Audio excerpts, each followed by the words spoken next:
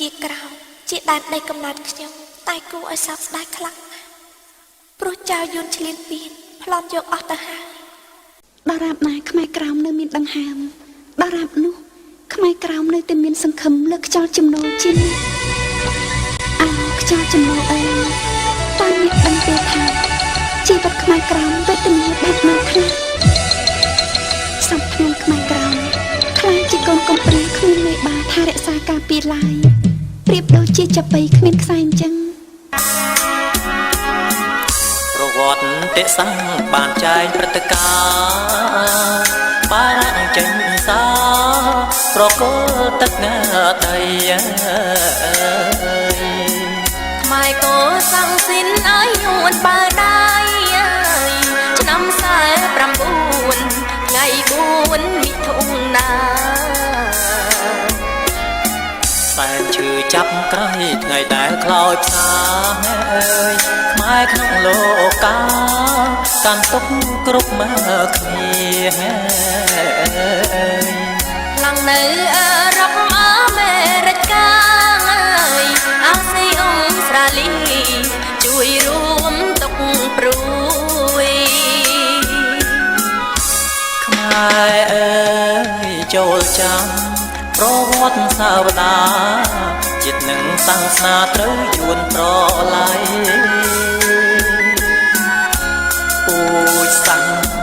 វប្បធម៌និងប្រពៃណីខ្មែរស្ទើររលីរលត់អស់ហើយ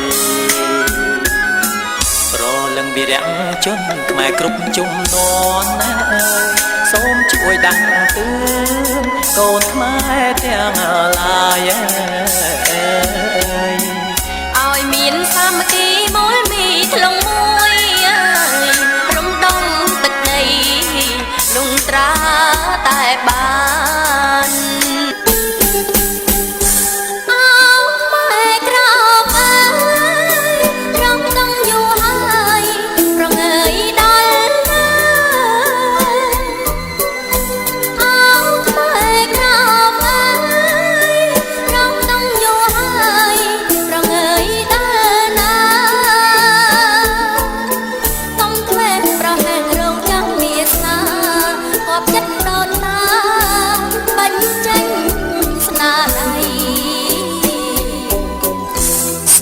មើលឯងខ្មែរក្រសិទ្ធសេរីព្រមគៀបចកចាយល្បីសមលែងខ្មែរក្រសិទ្ធសេរីព្រមគៀបចកចាយល្បីមិនមែនកើតឡើងដោយគ្មានធ្វើអ្វីខ្មែរក្រោមប្រុសស្រីកោកឡើងទីមទី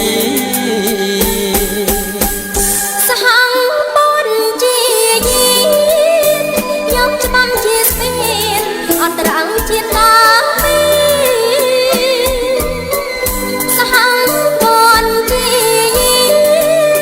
ខ្ញុំច្បាំជាស្ពានអន្តរអង្គជាតិតាពីសម្រេចវាស្នាខ្មែរក្រៅក្រុមគ្នារំដងជាតិនេះដោយអង្គហឹង្សាខ្មែរក្រោមសាមគ្គីបដិងគ្រប់ទិញទីតាមច្បាប់មាត្រាខ្មែរក្រោមសាមគ្គីបដិងគ្រប់ទិញទីតាមច្បាប់មាត្រាសហង្គប្រជាជាតិបានប្រកាសថាខ្មែរក្រោមវាសនាខ្លួនបានសម្រេច